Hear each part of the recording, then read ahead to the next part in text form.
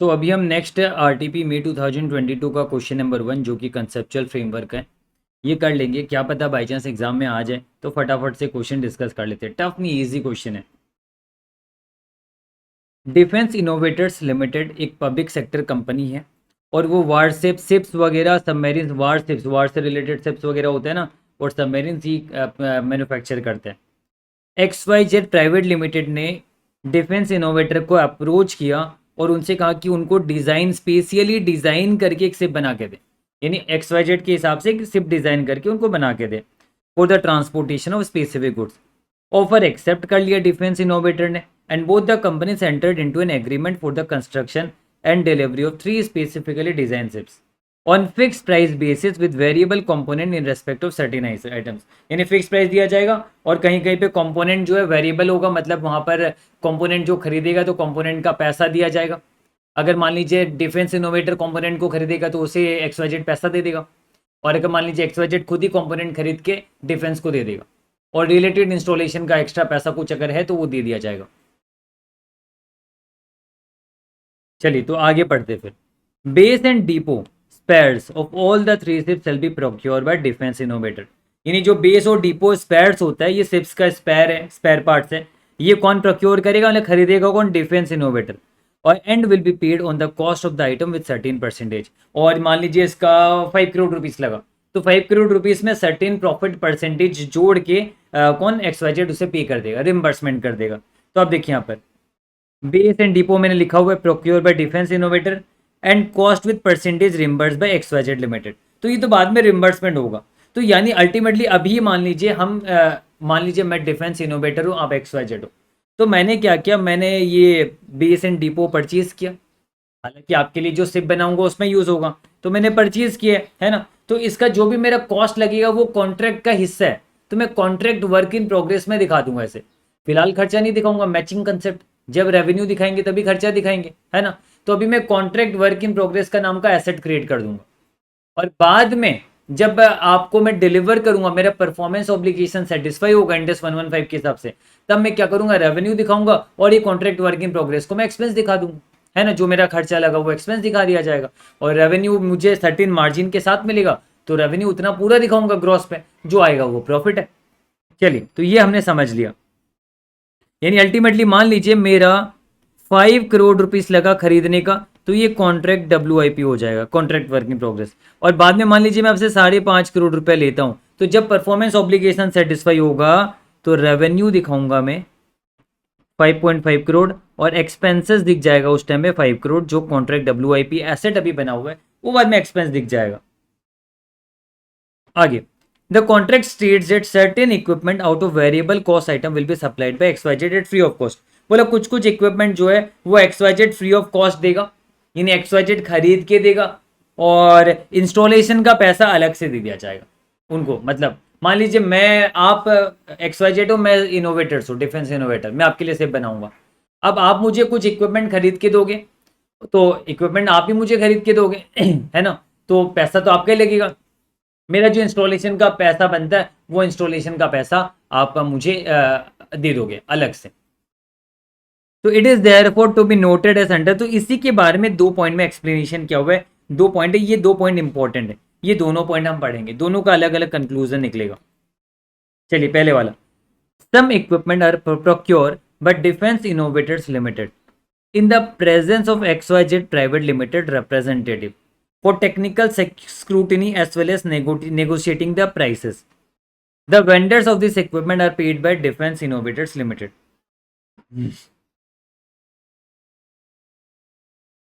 मतलब क्या है कि यहाँ पर कुछ कुछ इक्विपमेंट जो है वो डिफेंस इनोवेटर खरीदेगा, मतलब मैं खरीदूंगा डिफेंस इनोवेटर आपकी मौजूदगी में, आपके रिप्रेजेंटेटिव की मौजूदगी में मैं खरीदूंगा, पैसे भी मैं ही दूंगा। फिर बाद में आप मुझे क्या करोगे, जो मेरा पैसा लगा एलोंग विथ इंस्टॉलेशन का चार्ज एलोंग विथ प्रॉफिट आप मुझे बाद में दे दोगे। तो अभी तो नहीं दे रहे, बाद में दोगे मुझे पैसा, रिम्बर्स करोगे आप मुझे ना। The cost of the equipment along with the cost of installation, ये अंडरलाइन करते हैं, and profit thereon is claimed and reimbursed by XYZ private limited.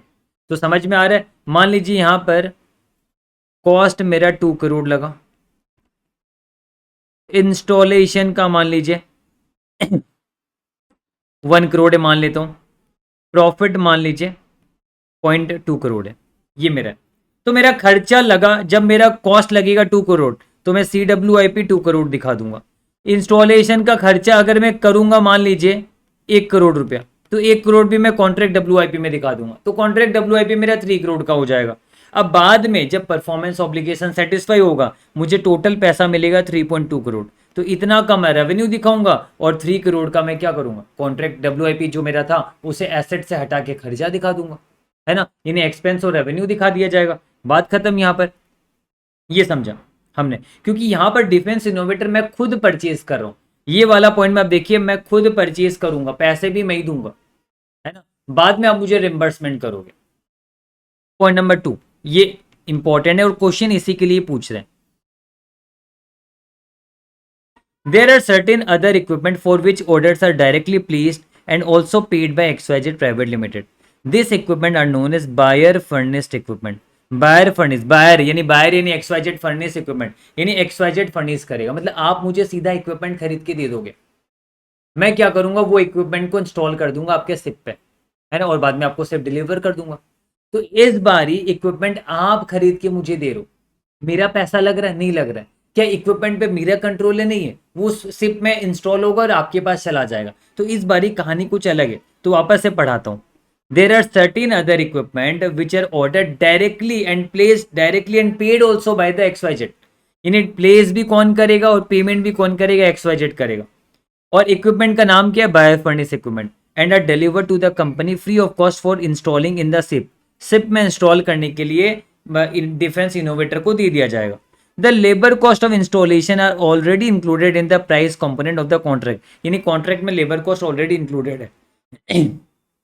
और ये जो बायर फर्निश इक्विपमेंट है, ये रिटर्न होगा to the buyer after completion of the ship, तो सिप के साथ ये दे दिया जाएगा। तो यहां पर आप देखिए, ये जो बायर फर्निश इक्विपमेंट है, ये ऑर्डर प्लेस और पेड कौन करेगा, XYZ खुद करेगा, और ये बस देगा डिफेंस को, इनोवेटर को इंस्टॉल करने के लिए।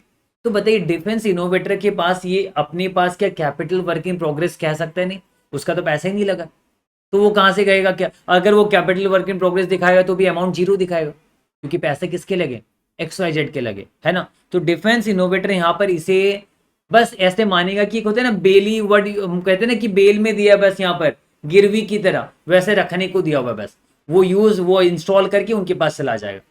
तो उस पर डिफेंस इनोवेटर का कभी अधिकार था ही नहीं, तो वो उसका कोई रिकॉग्निशन करेगा ही नहीं।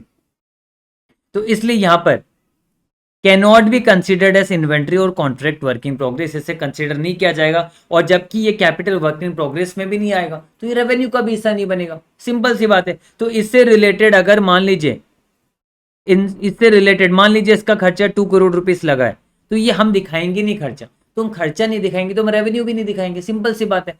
हमें इंस्टॉलेशन का मान लीजिए 0.25 करोड़ मिला, तो ये इंस्टॉलेशन का 0.25 करोड़ अगर हमारा खर्चा लगा तो एक्सपेंस में भी जाएगा, और बाद में पैसा आएगा तो रेवेन्यू में भी जाएगा। बट ये 2 करोड़ नहीं आएगा, क्योंकि हमने खर्चा किया ही नहीं, XYZ ने खर्चा किया। एग्रीड, समझ में आया। पीरियड लगेगा 4 ईयर्स, है ना, सिप को बनने में 4 ईयर्स लगेगा। तो ऑब्वियस सी बात है, जब तक बन के डिलीवर नहीं होगा तब तक ऊपर के जो बाकी आइटम है वो CWIP में रहेंगे। अब आगे देखिए पूछा क्या, whether the cost of buyer furnish equipment supplied by XYZ Private Limited to Defense Innovator for installing the same in the ship can be considered as inventory and by Defense Innovator and then on delivery of sale will be recognized as revenue। का कि क्या इसे आज inventory दिखा दे और बाद में revenue का हिस्सा माने, जी नहीं, नहीं मान सकते। इसके लिए ये वाला लाइन आपको बस रीड करना है, ये वाला लाइन जो मैंने अंडरलाइन किया ये मैं आपको बस रीड कराऊंगा और अल्टीमेटली फिर ये कंक्लूजन दे देंगे हम। यानी दो ही चीज यहाँ पर इंपॉर्टेंट है, एक तो ये और एक ये।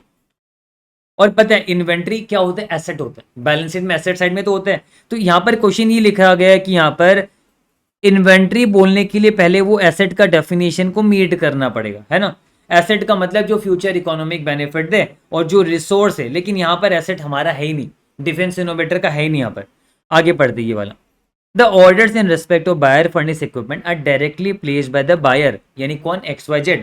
पेमेंट भी बायर ही कर रहा है और ये सप्लाई कर दिया जाएगा कंपनी को इंस्टॉलेशन करने के लिए, और बायर उसको सिर्फ इंस्टॉलेशन का पैसा देगा।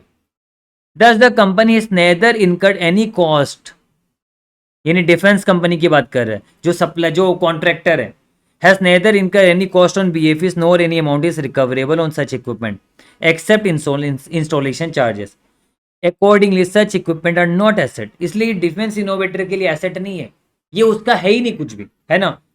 डेट मे बी कंसिडर्ड से part of its contract work in progress, मतलब ये एसेट ही नहीं तो ये कैसे कॉन्ट्रैक्ट डब्ल्यूआईपी दिखाया जाएगा। और इनफैक्ट इंस्टॉलेशन के बाद ये सिप के साथ उसको दे दिया जाएगा। तो यहां पर देखिए, this are only held by the company in the capacity of bailee, ये लाइन आप चाहो तो एग्जाम में इंक्लूड कर सकते हो। तो जबकि ये एसेट ही नहीं है, उसके लिए उसका कुछ अधिकार ही नहीं है, ये इन्वेंट्री और डब्ल्यूआईपी नहीं होगा। और इसलिए ये आपका कंक्लूजन, ये वाला लाइन नहीं चाहिए, नीचे लिखा हुआ है कंक्लूजन क्या निकल के आया, ये जो बायर फर्नेस इक्विपमेंट है ये ना ही इन्वेंट्री ना ही कॉन्ट्रैक्ट डब्ल्यूआईपी कहलाएगा, है ना, नहीं कहलाएगा। और जबकि इन्वेंट्री कॉन्ट्रैक्ट डब्ल्यूआईपी नहीं कहलाएगा तो ये सेल्स वैल्यू कॉन्ट्रैक्ट रेवेन्यू का भी हिस्सा नहीं होगा, ये रेवेन्यू का भी हिस्सा नहीं होगा। वही तो मैंने 2 लाइन लिखा है, नहीं ये इन्वेंट्री है और नहीं ये रेवेन्यू का हिस्सा होगा। क्योंकि अगर ये इन्वेंट्री होता, कॉन्ट्रैक्ट डब्ल्यूआईपी का हिस्सा होता, तो ये खर्चे में जाता और रेवेन्यू दोनों में जाता, है ना। तो इसलिए मैं तो ज्यादा ही समझाया, आंसर से ज्यादा ही समझाया मैंने कहा कि ऊपर का जो 2 पार्ट है इसमें कॉन्ट्रैक्ट डब्ल्यूआईपी 5.5 करोड़ है ना, सॉरी कॉन्ट्रैक्ट डब्ल्यूआईपी 5 करोड़ है, रुक जाइए। और मान लीजिए कॉन्ट्रैक्ट डब्ल्यू नहीं, कॉन्ट्रैक्ट डब्ल्यूआईपी 5.5 करोड़ है, मान लीजिए 5.8 करोड़ मुझे मिलेगा, तो 5.8 करोड़ रेवेन्यू जब मिलेगा तब दिखाएंगे, और जब मिलेगा तभी 5.5 करोड़ हम क्या करेंगे, एक्सपेंस दिखाएंगे अल्टीमेटली। यहां पर भी वही हुआ, हमने सीबीसी डब्ल्यूआईपी में 2 करोड़ दिखाया जो प्रोक्योर किया, तो रेवेन्यू में भी आपका वो जाएगा पार्ट। पर यहां पर ना ही दिखा रहे हैं सीडब्ल्यूआईपी में, ना ही रेवेन्यू में दिखाएंगे। तो रेवेन्यू में क्या दिखाएंगे, जो नेट पे हमें मिलेगा, नेट पे हमें क्या मिलेगा, इंस्टॉलेशन का पैसा मिलेगा, वो रेवेन्यू में आएगा, बात खत्म। तो उम्मीद है आपको समझ में, आपको एग्जाम में क्या लिखना है ये जो मैंने टिक किया ये वाला पार्ट आपको एक्सप्लेन जनरल लैंग्वेज में कर सकते हो अभी एक्सप्लेन, और ये लाइन आप डाल सकते हो और कंक्लूजन दे सकते हो। ये 2 पॉइंट इंपॉर्टेंट है। सो आई होप ये क्वेश्चन अब इजी लगेगा आपको। उल्टा मैंने तो आपको ज्यादा ही पढ़ा है, मैंने तो हर एक पॉइंट का एक्सप्लेनेशन यहाँ पर लिखा है, हर एक पॉइंट का, 3 पॉइंट का मैंने यहाँ पर लिखा है। और इसका पीडीएफ आपको टेलीग्राम में भी मिल जाएगा, एंड आपको गूगल ड्राइव की जो हमारी लिंक है FRSFM रिविजन नोट्स की जो गूगल ड्राइव की लिंक डिस्क्रिप्शन में रहेगी, वहां भी मिल जाएगा। चलिए, तो ये क्वेश्चन खत्म हुआ हमारा।